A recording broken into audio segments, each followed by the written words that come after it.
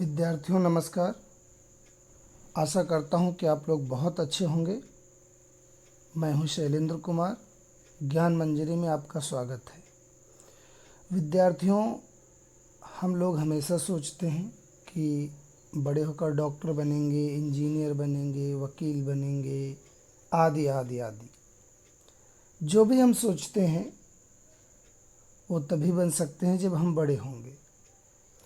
लेकिन क्या आप लोगों में से किसी ने ये सोचा है कि मैं हमेशा छोटा रहूं या मैं हमेशा छोटी रहूं?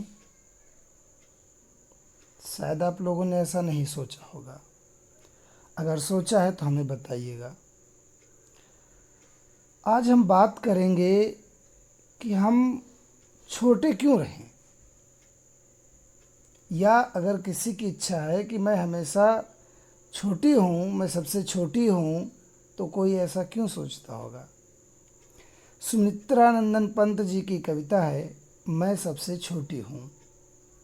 आज हम लोग इसी कविता को पढ़ेंगे और देखेंगे कि कवि क्या चाहता है, कवि क्या सोचता है। और साथ ही साथ हम में से कई बच्चे ऐसे होंगे, आप लोगों में से कई बच्चे ऐसे होंगे जो ये हो सकता है सोचते हों कि वो हमेशा छोटे रहें। तो क्यों छोटे रहें, आइए देखते हैं। पहले कविता पढ़ लेते हैं। मैं सबसे छोटी हूँ, तेरी गोदी में सोऊं, तेरा अंचल पकड़ पकड़ कर फिरूं सदा माँ तेरे साथ, कभी न छोड़ूं तेरा हाथ। बड़ा बनाकर पहले हमको तू पीछे चलती है मात, हाथ पकड़ फिर सदा हमारे साथ नहीं फिरती दिन रात। अपने कर से खिला धुला मुख, धूल पूंछ सज्जित कर गात, थमा खिलौने नहीं सुनाती हमें सुखद परियों की बात। ऐसी बड़ी न हूँ मैं, तेरा स्नेह न खूँ मैं, तेरे अंचल की छाया में छिपी रहूं निष्प्रह निर्भय, कहूँ दिखा दे चंद्रोदय। आइए शुरू से देखते हैं। मैं सबसे छोटी हूँ, तेरी गोदी में सोऊं। जो छोटी सी बच्ची है वो क्या कहती है कि मैं हमेशा छोटी रहूं। क्या रहूं? छोटी रहूं। मैं हमेशा छोटी रहूं। मैं सबसे छोटी हूं, सबसे छोटी रहूं, तेरी गोदी में सोऊं। और अगर सबसे छोटी रहेगी तो गोद में सोएगी ही, है ना। जब हम छोटे रहते हैं तो माँ की गोद में सोते हैं, माँ की गोद में बैठते हैं, माँ की गोद में रहते हैं, है ना। मैं सबसे छोटी हूँ, तेरी गोदी में सोऊं। माँ से कह रही है कि मैं सबसे छोटी हूँ और तेरी गोदी में सोऊं। तेरा अंचल पकड़ पकड़ कर फिरूं सदा माँ तेरे साथ।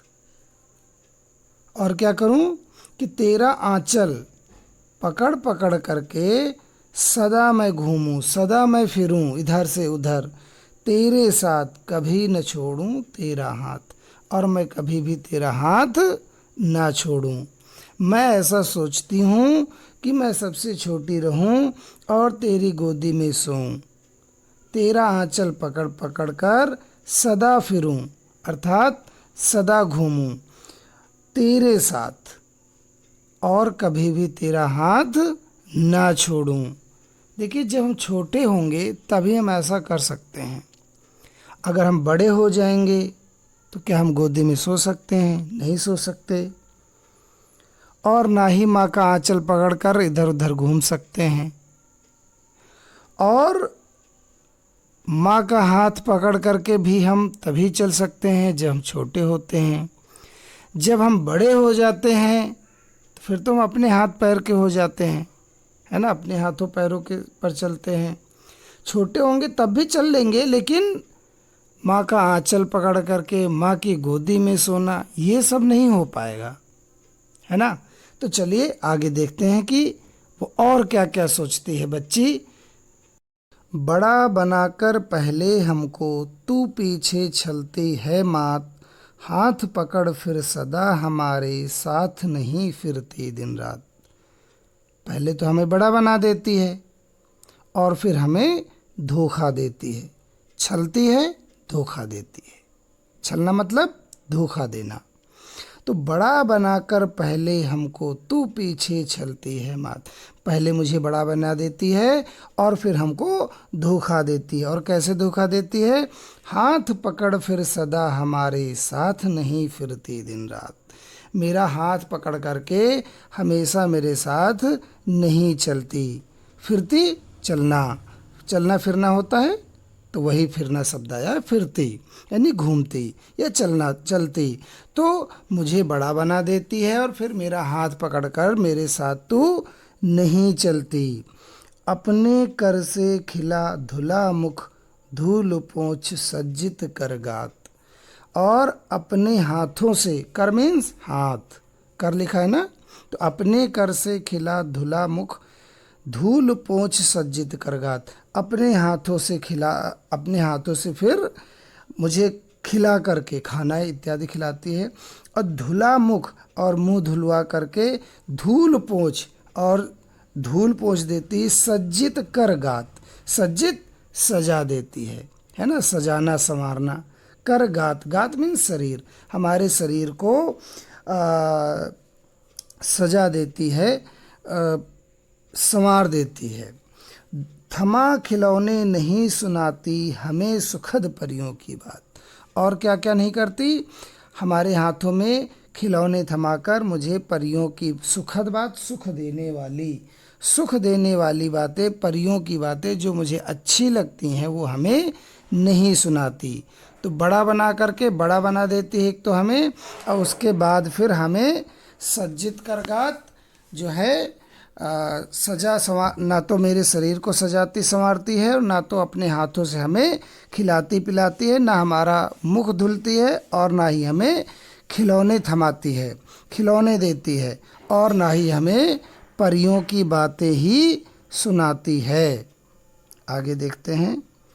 ऐसी बड़ी न हूँ मैं, तेरा स्नेह न खोऊं मैं, तेरे अंचल की छाया में छिपी रहूं निष्प्रह निर्भय, कहूँ दिखा दे चंद्रोदय।